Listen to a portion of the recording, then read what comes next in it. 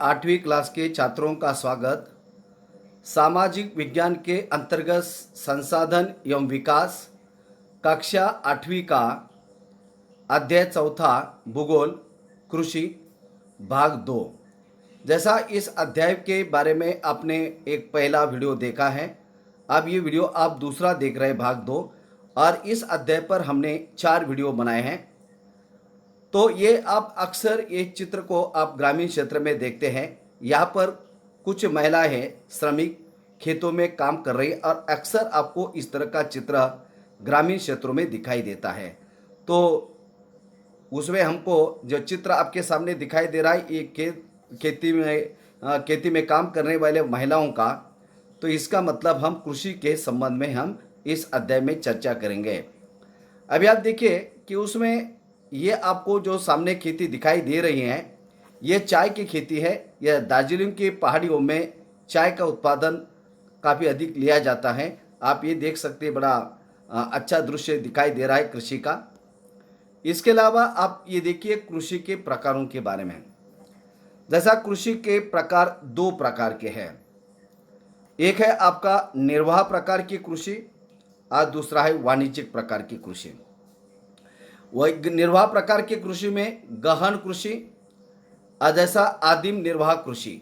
अब गहन कृषि में खेतों का आकार हो सकता है छोटा होगा और उसी में किसान जो है कृषि उत्पादन उसमें करता है। साल में कई बार 2-2, 3-3 बार फसल लेता है। आदिम निर्वाह कृषि। अब ये आदिम निर्वाह कृषि के फिर 2 प्रकार, एक है स्थानांतरित कृषि या उसको हम झूम खेती भी कहते हैं, और दूसरी है चलवासी पशुचारण। अब ये चलवासी पशुचारण अक्सर होता है पर्वतीय एवं पहाड़ी क्षेत्रों में चलता है। जब अधिक ऊंचाई पर बर्फ गिरने लगता है तो ये पशुचारक ये जो पर्वतीय क्षेत्र उसके निचले स्तर पर आते हैं। जैसा कि यहाँ पर आप जब देखते हैं कि वाणिज्यिक प्रकार, इसमें इसके भी फिर 3 प्रकार है।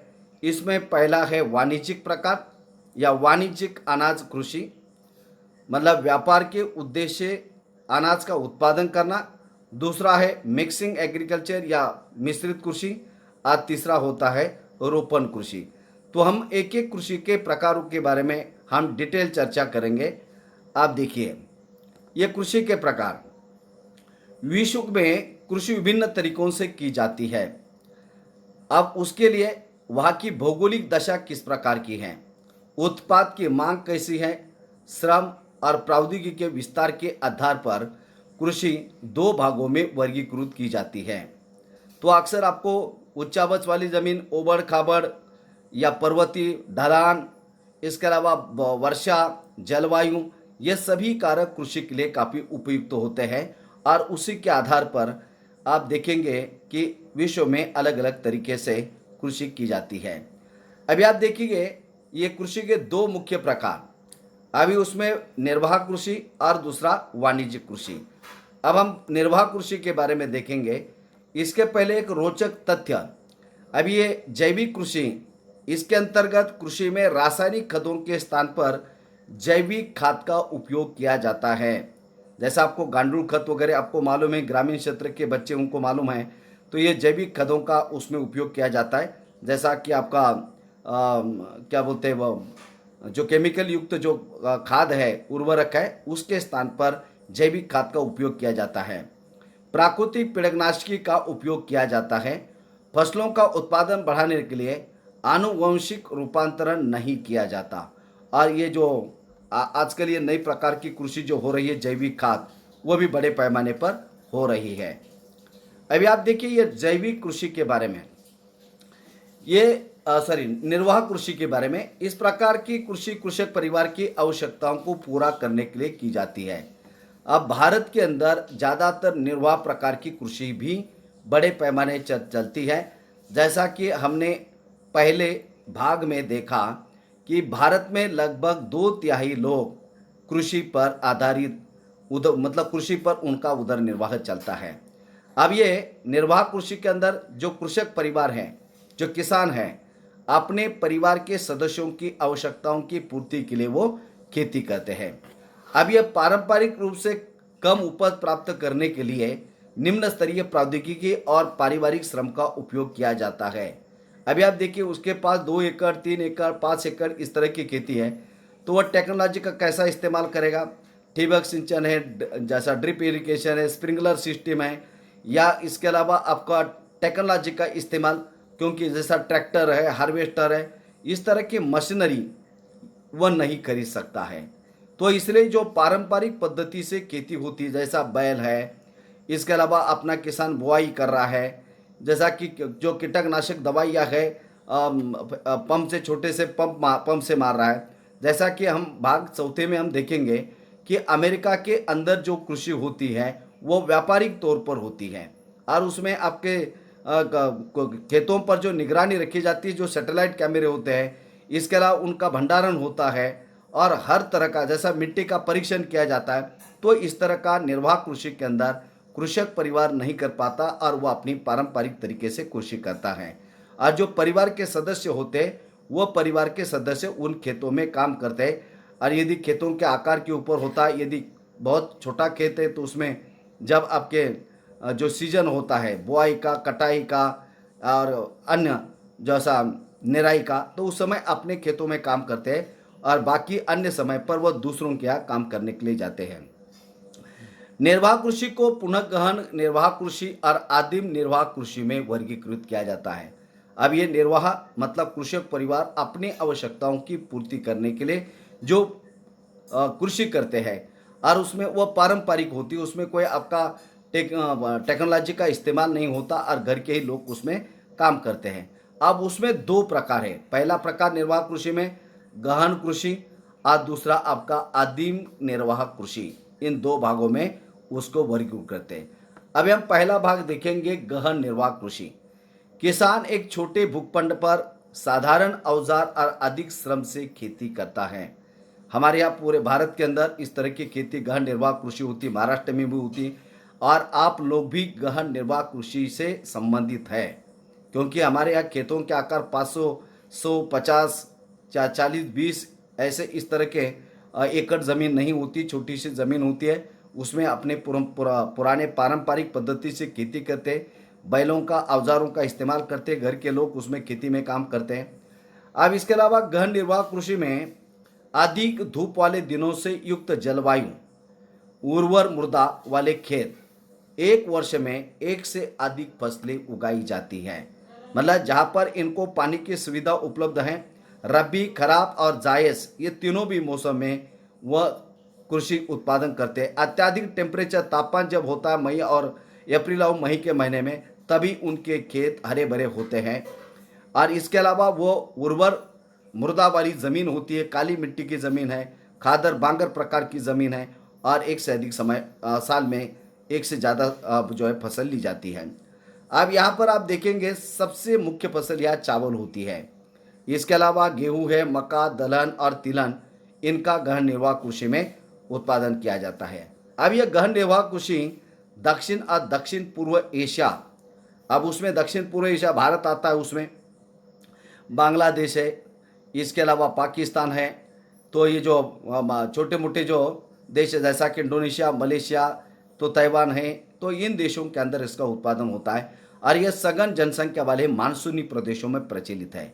जैसा हमारा देश भारत है, बांग्लादेश है, क्योंकि यह मानसूनी पवन है, पाकिस्तान है, तो यह मानसूनी प्रदेशों के अंदर यह आते हैं, श्रीलंका है, और यहाँ पर गहन निर्वाह कृषि चलती है। अब जैसा कि दूसरा जो है आदिम निर्वाह कृषि, उसमें भी फिर 2 प्रकार है। एक है स्थानांतरित कृषि और दूसरी है चलवासी कृषि।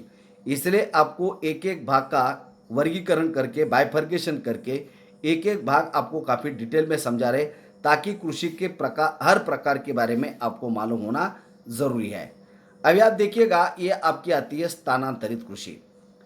अब ये इसको हम दूसरे शब्दों में इसको झूम खेती भी कह सकते हैं।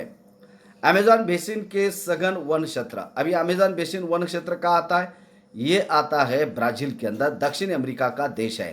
तो ये काफ़ी बड़ा जंगल वन वाली भूमि है। यहाँ पर प्राकृतिक वनस्पतियों की विभिन्न प्रकार के आपको चीज़ें यहाँ मिलती है, प्राणी हैं, तो काफ़ी घना जंगल है। उष्णकटिबंधीय अफ्रीका का जो भाग है, वहाँ पर स्थानांतरित कृषि, दक्षिण पूर्व एशिया का जो भाग है, उत्तर पूर्वी भारत, जैसा आपको मालूम है उसमें नॉर्थ ईस्ट का जो भाग है, नागालैंड, मणिपुर, सिक्किम, असम, अरुणाचल प्रदेश, वह क्षेत्र उसके अंदर आता है। और वहाँ पर आपकी ये स्थानांतरित, अब ये स्थानांतरित कृषि क्या है, जंगल में किसी जगह पर, वहाँ पर किसी स्थान पर भूमि पर कृषि की जाती है। जैसा कि वह पेड़ों की डालियों को काटा जाता है, जो घास है उसको जलाया जाता है, और उसके बाद सूर्य किरण वहाँ तक पहुँच गए कि जो वनस्पति है, जो पौधा है, उसको भी अन्न मिलता है, और ये आपकी जो फसल है वो भी आ जाती है। जब तक उस भूखंड पर उर्वरक मतलब ह्यूमस की मात्रा है, उर्वरक की क्षमता है, तब तक वहाँ खेती की जाती है। और उसके बाद फिर वो जगह छोड़कर दूसरी जगह पर वो खेती करने के लिए जाते, उसको झुम या स्थानांतरित कृषि बोलते हैं। और जो पहली वाली ज़मीन है उसको बेवड़ पर छोड़ दिया जाता है। अब ये भारी वर्षा और वनस्पति तीव्र पुनर्जनन वाले क्षेत्र है, मतलब जहाँ पर बहुत ज़्यादा बारिश होती है, और वनस्पति पुनर्जनन मतलब वनस्पतियाँ अलग से आपको लगाने की आवश्यकता नहीं, ऐसे जगह पर यह स्थानांतरित कृषि होती है। वृक्षों को काटकर जलाकर भूखंड को साफ किया जाता है। और जो राख है, राख के अंदर होता है पोटैश, उसको मिट्टी में मिलाया जाता है, और जिससे मिट्टी की उर्वरक क्षमता बढ़ जाती है। अब उसमें मक्का, रतालू, आलू, कसावा, ये इस तरह की फसलों का उत्पादन लिया जाता है। भूमि के उर्वरता की समाप्ति के बाद वह भूमि छोड़ दी जाती है।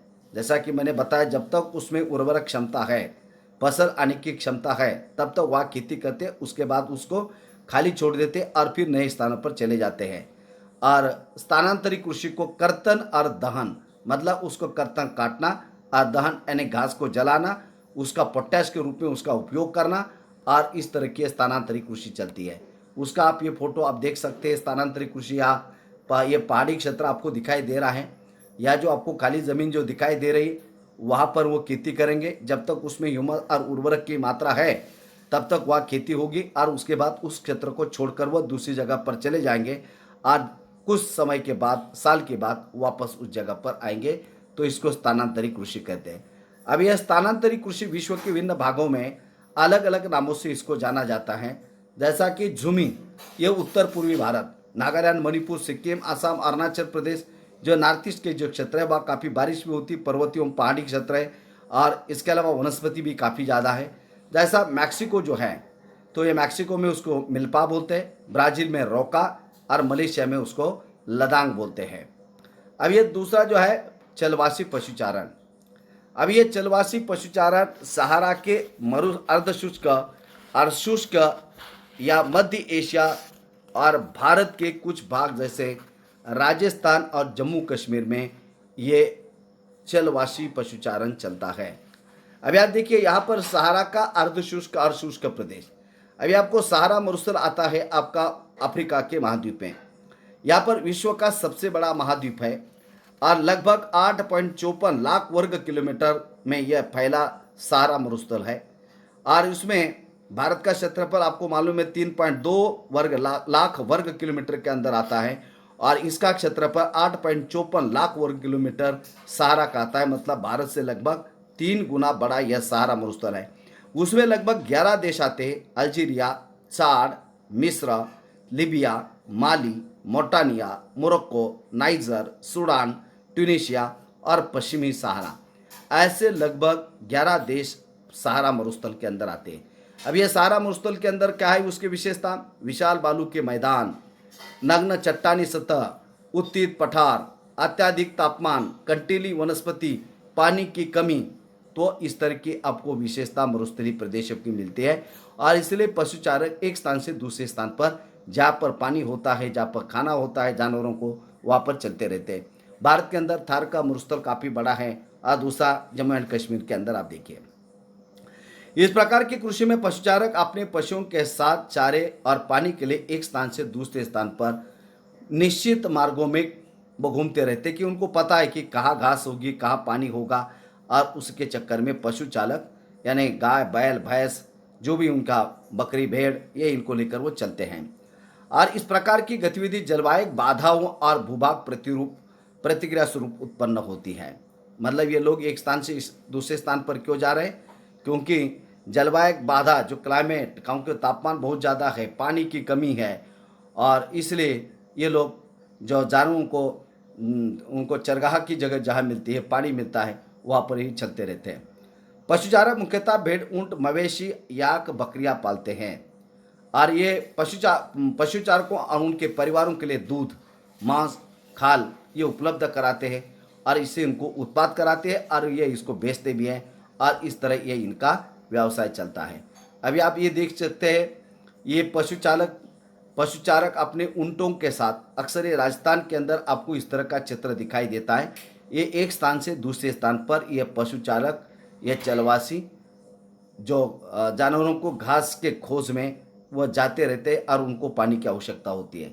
अभी हमको दूसरा देखना है वाणिज्यिक कृषि। वाणिज्यिक कृषि में फसल उत्पादन और पशुपालन बाजार में क्रय विक्रय के हेतु, मतलब विक्रय के हेतु उसका उत्पादन किया जाता है। वाणिज्य का सीधा मतलब ये कमर्शियल, उसमें फसल का उत्पादन ही इसलिए किया जाता है, या पशुपालन बाजार मतलब पशुपालन जो उत्पादन किया जाता है वह केवल उसका मुख्य उद्देश्य होता है बेचना। इसमें विस्तृत कृषि क्षेत्र और अधिक पूंजी का उपयोग होता है।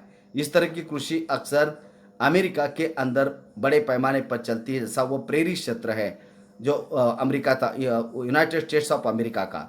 अधिकांश कार्य आप मशीन के द्वारा चलता है क्योंकि खेतों का आकार बहुत बड़ा होता है, श्रमिक इतने ज़्यादा नहीं मिल पाते हैं और इसलिए वो मशीन और प्रौद्योगिकी का सहारा इनको लेना पड़ता है।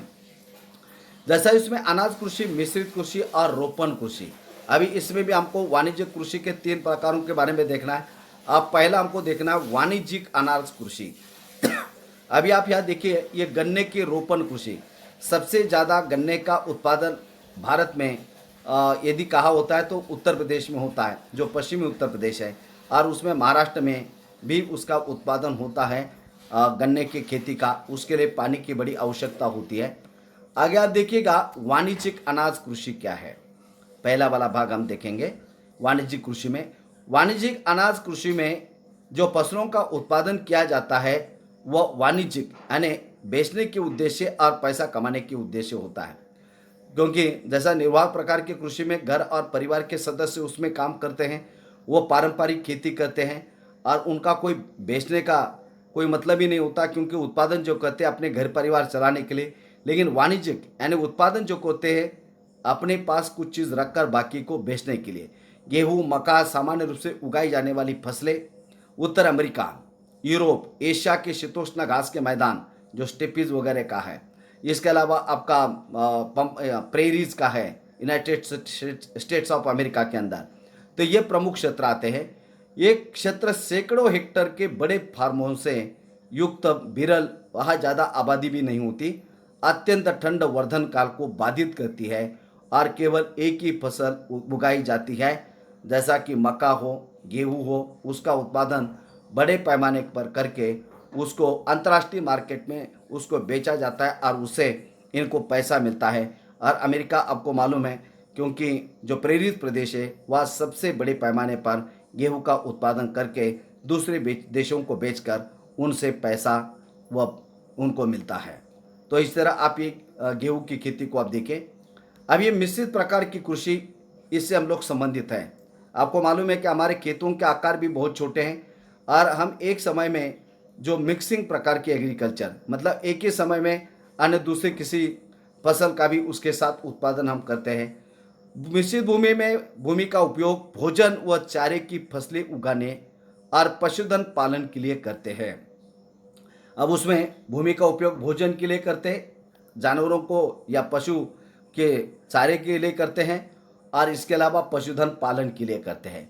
अब ये भी आपका यूरोप, पूर्वी संयुक्त राज्य अमेरिका, अर्जेंटीना, दक्षिणी पूर्वी ऑस्ट्रेलिया, न्यूजीलैंड और दक्षिण अफ्रीका में ये इस तरह की खेती बड़े पैमाने पर चलती है। और ये देखिए उसका उदाहरण आप यहाँ देख सकते हैं, बैंगन है और उसके बीच में आपके झंडू के जो कुछ पौधे आपको दिखाई देते हैं। तो एक समय में आपका मिक्सिंग इसको बोलते हैं। ये अक्सर आपने देखा होगा, जैसा हमारे यहाँ तुअर लगाते हैं और उसके बीच में और कोई दूसरी फसल को लगाते हैं, तो इसी तरह ये इसको मिक्सिंग, एक फसल के जगह पर उसमें और दूसरी फसल को मिक्स किया जाता है। अब ये आपका आता है अंतिम रोपण कृषि। रोपण कृषि वाणिज्यिक कृषि का ही एक प्रकार है, ये भी कमर्शियल होता है। आपको मालूम है, जैसा कि चाय, कहवा, काजू, रबड़, केला अथवा कपास ये एकल फसल है। जैसा कि चाय का उत्पादन आपको मालूम है दार्जिलिंग की पहाड़ियों पर काफ़ी होता है, कहवा का उत्पादन ब्राज़ील में होता है, ये काजू वगैरह गोवा में काफ़ी होता है, रबड़ का इंडोनेशिया में, केला का हमारे इधर महाराष्ट्र में भी होता है जलगांव डिस्ट्रिक्ट में, कपास का काफ़ी विदर्भ में उसका उत्पादन होता है। तो एकल होता है और उससे पैसा मिलता है। इसमें बृहद पैमाने पर श्रम और पूंजी की आवश्यकता होती है। इसमें बड़े पैमाने पर श्रम भी चाहिए और पैसा भी चाहिए। जैसा बीज के लिए चाहिए, कीटनाशक दवाइयों के लिए चाहिए, और जो मेहनत करने वाले जो मतलब मजदूर है उनके लिए भी पैसों की आवश्यकता होती है। उत्पाद का प्रसंस्करण खेतों के निकट ही कारखानों में किया जाता है। जैसा आपको मालूम है रबड़ है या चाय की खेती, पत्तियाँ होती, पत्ते से आपकी चाय बनती है, चाय की पत्ती मतलब प्रसंस्करण, उसका मूल रूप परिवर्तन होके आपके सामने चाय की पत्ती आती। उदाहरण के लिए आपको बता रहे हैं। इस प्रकार इस कृषि में परिवहन जाल विकास की अनिवार्यता मतलब यहाँ पर ट्रांसपोर्टेशन बड़े पैमाने पर होना चाहिए। रोपण कृषि के मुख्य क्षेत्र विश्व के उष्णकटिबंधीय प्रदेशों में पाए जाते हैं। जैसा इंडोनेशिया, मलेशिया या रोपण रबड़ की खेती बड़े पैमाने पर होती है। मलेशिया में रबड़, ब्राजील में कहवा, भारत और श्रीलंका में चाय, ये रोपण कृषि के उदाहरण आपको देखने को मिलते हैं। अभी आप देखिए ये रोपण केले का, ये रोपण कृषि आप देख सकते हैं, ये फल और ये आपके केले के पौधा है। यहाँ पर आप देख सकते हैं ये चाय की खेती, अक्सर ये भारत में दार्जिलिंग की पहाड़ियों पर हरी पत्ती आप देखिए उसका मूल रूप बदल के आपके सामने सुबह चाय आप जब पीते हैं तो ये चाय पत्ती आपकी पहले उसका यह नैसर्गिक प्राकृतिक रूप इस प्रकार होता है, और उस पर प्रसंस्करण करने के बाद आपके घर में आप जो शक्कर और उसके साथ चाय डालते हैं तो यही आपका चाय की पत्ती होती है। जैसा अभी आपका ये उद्यान विद्या विभाग, जैसा हमने पहले भाग 1 में देखा, बड़े सुंदर आपको यह फूल दिखाई दे रहे हैं। ये फूल भी हमारे कोई फैक्ट्री में नहीं बनते, ये हमारे खेतों में ही उसका उत्पादन होता है, और कितना सुंदर नज़ारा आपको दिखाई दे रहा है। तो इसी तरह हमारा भाग 2 समाप्त होता है। आप ज़्यादा से ज़्यादा वीडियो देखें, शेयर करें, लाइक करें, और भाग 2 हमारा समाप्त होता है। धन्यवाद। आप भाग 3 को भी आप देखिए।